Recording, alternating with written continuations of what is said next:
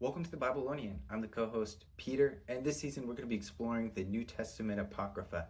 If you'd like to, there's going to be summaries and notes at thebabylonian.com, which you can find in the description. With that being said, with the sages, scholars, and the scriptures, let's Bible on.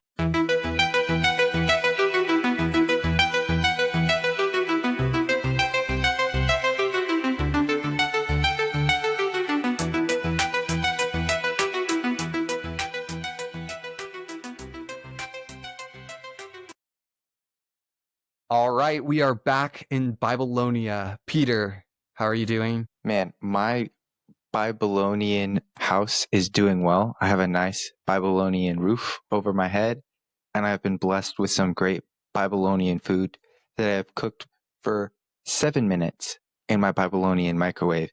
You might be wondering, is it burnt? And maybe it is, but if it's burnt, it's still good because it's got those extra Babylonian juices, and it's pretty great. A little tangy. So cultural of you. Thank you. Yeah. So I'm hyped. You've been planting your vines in Babylonia and setting your family down. Yeah, I have this beautiful Babylonian wife and 7 Babylonian children and a few Babylonian grandchildren.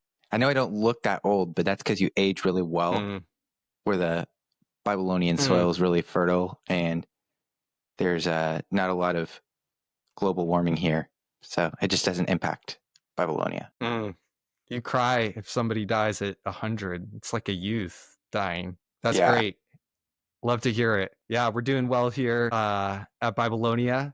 Hope you're doing well. We're going to be jumping into some more New Testament Apocrypha today. We're going to be talking about, how do I phrase this? Fragments of gospel papyri. So these are like variant fragments. And when I say variant, like it might have like a whole extra like page added on. So that's pretty much the explanation. We're just going to jump right in. The first of these that we're going to be reading is called I'm going to be honest, I don't know how to pronounce it. You can see in the notes, but I'm just going to screw over this pronunciation real quick. The Oxyrhynchus Papyrus 840. So this dates to the 3rd century, obviously AD. It could be a page that was taken out of an apocryphal gospel, so not a canonical gospel, or it could exist on its own, or it could have been worn as an amulet. And I don't exactly know what that means, but I guess that was something that people did. And it's notable for calling Jesus the Savior, but watch out because it's not going to accurately describe Jewish practices. But either way, let's just jump into it. Okay, this is what it says. It says, before he does wrong, he makes all kinds of ingenious excuses. And then open quotations. But take care lest you also suffer the same things as they did. For those who do evil not only receive their chastisement from men, but they await punishment and great torment. Then he took them with him and brought them into the place of purification itself, and was walking in the temple. A Pharisee, a chief priest named Levi, met them and said to the Savior, "Who gave you permission to walk in this place of purification and look upon these holy vessels when you have not bathed and your disciples have not washed their feet? But you have walked in this temple in a state of defilement, whereas no one else comes in or dares to view these holy vessels without having bathed and changed his clothes." Thereupon the Savior stood with his disciples and answered him, "Are you then clean here in the temple as you are?" He said, "I am clean, for I have bathed in the pool of David and have gone down by one staircase and come up by the other. And I have also put on clean white clothes. Then I came and viewed the holy vessels." "Alas," said the Savior, "you blind men who cannot see. You have washed in this running water in which dogs and pigs have wallowed night and day, and you have washed and scrubbed your outer skin, which harlots and flute girls also anoint and wash and scrub, beautifying themselves for the lusts of men, while inwardly they are filled with scorpions and unrighteousness of every kind. But my disciples and I, whom you charge with not having bathed, have bathed ourselves in the living water which comes down from heaven. But woe to those who..." That's the end. It's a fragment. All right, so can you explain for us what are the misunderstandings of Jewish practices that this fragment has? And just to be clear Yes. to if for people who might not be following, the implication is that this person wrote this at a separate time outside of the context of Jesus, most likely, and they were trying to write out this hypothetical scenario which Jesus would have interacted with them. And maybe they believed that it did because they got it in a vision or whatever. But because of their misunderstanding of Jewish practices, Expose themselves. They expose themselves. They expose that this is probably a fluke story. It probably did not happen. And so, can you explain to us like what would be different here?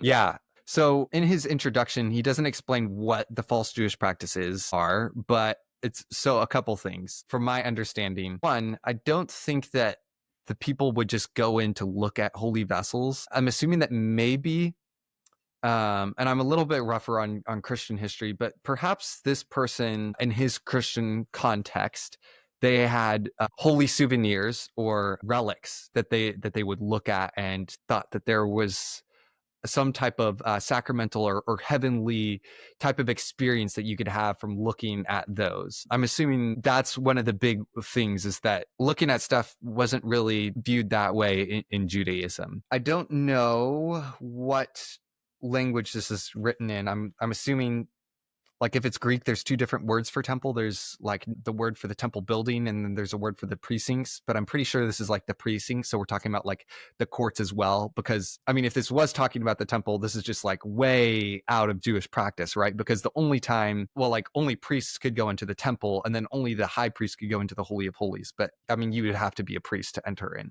So they wouldn't even be having this discussion with him. But yeah, so I'm not exactly sure what the reference to the vessels are. They do refer to what's called a mikvah, which is like, think of having like a room where you take some steps down into like a pool of water or like a bath, and then you like submerge yourself and then you walk back up, and that's seen as like a ritual cleansing. And so that's what the reference is to. So yeah, I don't know about the white clothes. From what I've read from Second Temple texts, I haven't read anything, and I haven't read rabbinic literature, so all the laws that the Pharisees have on this stuff, but I don't think there's anything that has to do with white clothes. I'm guessing that has to do with like Christian assumptions that because baptism does actually kind of develop out of, the mikvah, that's definitely like called upon. And my understanding is for a long time, Christians have baptized. I think first a lot of Christians baptized naked, but then I think they baptized with like white clothes or put those on or something. So I think that might be another insertion of a Christian, like assuming that Jews did that too. And then maybe also like the harlots and flute girls. Well, no, I mean, harlots and flute girls, it's probably they did cleanse themselves, or there were probably some, but it was actually the dogs and pigs. I don't think that dogs and pigs, maybe this is to be taken as a reference to just in general, they bathe themselves in water, but I don't see them as being able to access mikvahs. So I think the big thing is probably the white garments and looking at the holy vessels. Those are I would assume those are like a Christian assuming that this Jewish practice that does have a lot of similarities is pretty much the same for the mikvah, and then at least a lot in the practice, not necessarily in what it does. And then I think he's just kind of inserting his own thing of looking at vessels. But yeah. Yeah.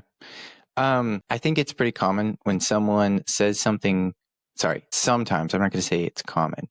Sometimes when people say things that are pretty provocative, which I would argue this one is somewhat provocative, he's kind of trying to take a jab at Jewish ritualism, unfortunately. I think sometimes they think they're clever. I think when you think you're really clever, you start saying things that are a little bit more provocative, trying to put yourself out there. And so I think he thinks that there's some kind of deep, everyone else sees this or, as just like some normal, or, maybe he sees his target audience who he's trying to get to think differently, thinks that Jewish ritualism would have been something good. And he's trying to be like, no, see how goofy it is, unfortunately. So, yeah, I don't know. Yeah. And then he says it provocatively, that dogs and pigs have washed themselves into the water. So he's making the water seem very normal and human. And then like human as in a contrast to like holy, right? That it is in the same dirt that the rest of the world has dirt in. But then he also says, you have like harlots and stuff around you. So it's kind of accusing them.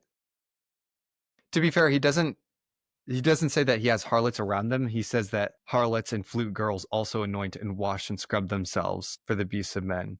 I do like, even though I might not like, well, I mean, he, in a sense, he kind of does have a point, but it's also like not exactly, because I don't think that the Jews would, what do you say? I don't think that they would be approving of people who are just like living this like promiscuous life and ritually washing themselves. But I do like, it's a cool phrase, the phrase of like, inwardly they're filled with scorpions and like you're filled with scorpions inside. That's such a like, anyways. But yeah, sorry, continue. Yeah, nope, that's all I got. Yeah. So yeah, inwardly scorpions, that's a good insult to go throw at someone. Like deep down in your heart, there's a scorpion. I don't know, or you are. You are full of scorpions, man. Yeah, I love that. It's clever. I'm gonna have to start using. Yeah, it is clever. But I think scorpions were used kind of in that, I don't know. But yeah, orthodoxy index. For me, I would have to give this an orthodoxy rating of, I don't know, like I want to say 4. It doesn't really talk about anything major. It does, well, maybe I'd give it a 6, because it kind of has Jewish ritual wrong, and it seems to be like imposing Christian ritual onto Jewish ritual, which isn't really orthodoxy, but it's just inaccurate. And I don't know, other than that, like it doesn't really teach a whole lot. I don't know. Yeah, I'd say orthodoxy index, I'll put it at a 5. I don't think it asserts anything other than I do think it does show that Jesus had some level of conflict with a lot of customs or Jewish practices at his time, and so I think that part is definitely right. What that conflict looked like, I don't know that it got right. I would say, yeah, probably. Yeah. And this person seems to not understand Judaism, so he might be straw manning his opponents here. So that's not very high integrity. So with that being said, I think I'll give it a 5. Yeah, that's fair. Okay, you want to go on to the next one? Let's go. So this next one, and I think these are all found in the same place and they're named after this. So I'm not even going to try to pronounce that name again, but this is Papyrus. So these are the 2 legible fragments that we have. It says, and the scribes and Pharisees and priests, when they saw him, were angry that with sinners in the midst, he reclined at table. But Jesus heard it and said, the healthy do not need the physician. And then I think this is skipping a part, but it says, and pray for your enemies, for he who is not against you is with you.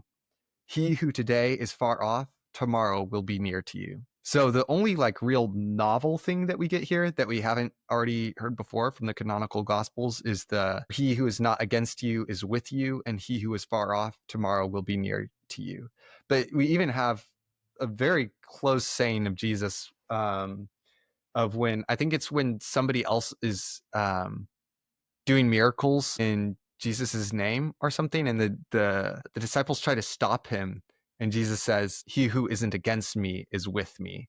So that's already pretty similar. It's not exactly the same. It's similar in the sense that you've got someone who you wouldn't think is with you, who really does end up being with you. And so in both of these cases, there's like this, be cautious about being against someone, because you might not understand and they might actually be with you. Yeah.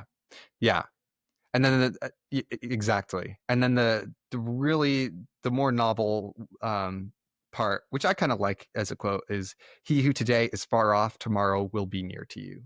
So there's not a whole lot of theology in this, but there's honestly not a whole lot novel, but I don't know. I kind of like that last little preaching on the healthy don't need a physician, pray for your enemies. He who isn't against you is with you, and he who today is far off, tomorrow will be near to you. Yeah. Matthew 5 is the part where it says, you've heard it said, you shall love your neighbor and hate your enemy, but I tell you, love your enemy and pray for those who persecute you. But in there's a vision of peace. So he says, love your enemy and pray for those who persecute you, so that you may be sons of your Father who is in heaven. And what's interesting, if you look at the Beatitudes, where it says, "Blessed are the peacemakers, for they shall be called sons of God." That's the only of the Beatitudes where it mentions like being a son. And so there's a vision there, kind of, I would say, in that part specifically. And I guess there's more to be said whenever it talks about making the sun rise on the just and the unjust, and the rain fall on the righteous and the unrighteous. But there's a vision in there of reconciliation and restoration, in that, that there would be peace between you and this other person, right? Because you will be sons of, So with that, I think it does capture a vision and hope of enemies being restored to friends, which I think it has in common with the Matthew 5 passage. So if we're talking about orthodoxy, it sounds pretty orthodox to me. Yeah. I'll give it a see that he who is not, first of all, actually what you just said, you just dropped a bomb there. That was like really, like, that was super cool. I never noticed that whole connection between the blessing for the peacemakers and them being called children of God with the teaching on pray for those who persecute you so that you may be children of your Father in the skies. That was good. I need to write that down. So that was really good. Sorry, I just wanted to note that before I moved on. But yeah, the thing is, he says, he who isn't against you is with you. I guess it depends on like how you're defining like what it means to be against someone. I guess like I'm thinking a lot from like my Western, more like in a culture that's more pluralistic, where people will say like, whatever religion, as long as you do well, and they don't see religions as conflicting. But I guess in this context and in classical Christianity, the idea is that the other gods people are tempted to follow false gods that don't exist by demons who present these gods as if they're real. So those followers of those gods would be technically against him anyways, I guess. I don't know. I guess I'm trying to I'm failing to understand what this is in. There's not really a lot of context for me to interpret it. But yeah, what are your thoughts on that? Yeah, I think there's a good point there, right? So the pluralistic statement, all religions are essentially the same. We say that we're different, but really we believe the same thing. That is reductionistic, right? Reductivistic. It's saying, I think you got it right. It's missing that there are distinctions between religions, and when you stop and you don't acknowledge those, in some sense, it is disrespectful to those religions. It would be like if you went up to someone who is a flat earther and someone who believes that the earth is round. You went up to both of them and you said, "Hey, like, what y'all believe is really exactly the same thing." You're dismissing what both people are saying. And so, while there's certainly, at the other hand, there are certainly common denominators between religions, right? And so you can find those as well. And so anyway, from some people's mind, they might immediately hear that and they might go, "Oh yeah, my enemy, he might join me. We really just believe the same things. There's no problem." And then, that might not be what Jesus is trying to say. And I think it's also worth pointing out, Jesus also said, I think it's in Matthew chapter 10, he said, "I didn't come to bring peace, but I came to bring a sword." And then he said, "Father will turn his children over, or children will turn their parents into," I don't remember exactly. So go read Matthew 10 or Matthew 11 to get kind of more detail on that. But there is certainly like this idea that there is some level of divisiveness and distinction that does get made. So I think in that regard, to say that but I don't know. Can you read the fragment again? Is it saying that that your enemy is for you, is with you? I'll read it again. It says, "And pray for your enemies, for he who is not against you is with you. He who today is far off, tomorrow will be near to you." Yeah. I mean, I guess it does kind of, and some say someone who is far off is with you. And sometimes I think that is true, right? Sometimes people who we don't anticipate to actually be with us are, with us or whatever. I don't think to be honest, in regards to like if it's Orthodox or not Orthodox, I don't think Christian Orthodoxy makes such a distinction on this specific statement, like it's concerned with other things. And so it's kind of difficult to like rate that as being Orthodox or unorthodox, but there are definitely a lot of parts of it that resemble Jesus's teaching. Well, I was just thinking about this. This is after he does say the healthy do not need a physician. And then he says, "He who today is far off, tomorrow will be near to you." So it's kind of like this idea of like the least expected, like the furthest out, like the biggest sinner. And I was like, oh, if you read this all together, it makes sense. The healthy don't need a physician, and pray for your enemies, for he who is not against you is with you. He who today is far off, tomorrow will be near to you. So now that I think about it, maybe that he who is not against you is with you is like, maybe they're like actually more open. And it's not saying like right now, but maybe like tomorrow they will be. And I do really quickly, I was like, I mean, Paul of Tarsus, like this guy is like leading Pharisee of Pharisees, like leading the persecution on the church. And all of a sudden, he's like writing half of the New Testament. So it's a 10 for me, Orthodoxy Index. But it's not the most theological, but just even all around philosophically or whatever you want to call this, I would say for me, it's a 10. Got to answer. I'll give it a 10. I was going to try and answer differently, but I don't think that's helpful here. So I'll give it a 10. Okay, those are not all of the fragments of lost gospels, but that is all that we're going to be reading today. But yeah, again, a lot of the stuff you can find if you search it up. We're going to have links to more down below, so make sure that you check that out. Make sure that you put down in the comments which was your favorite lost gospel fragment. Let us know for our list of the necessary New Testament Apocrypha reading list. And if you haven't already, make sure to subscribe and like. And we'll be here back in Babylonia in a week. So keep checking your magazines. The Babylonian Times, keep on checking it, see if there's any job applications so you can go ahead and work and move and relocate to Babylonian so that we can see you here next week. Peace out. Perfectly said.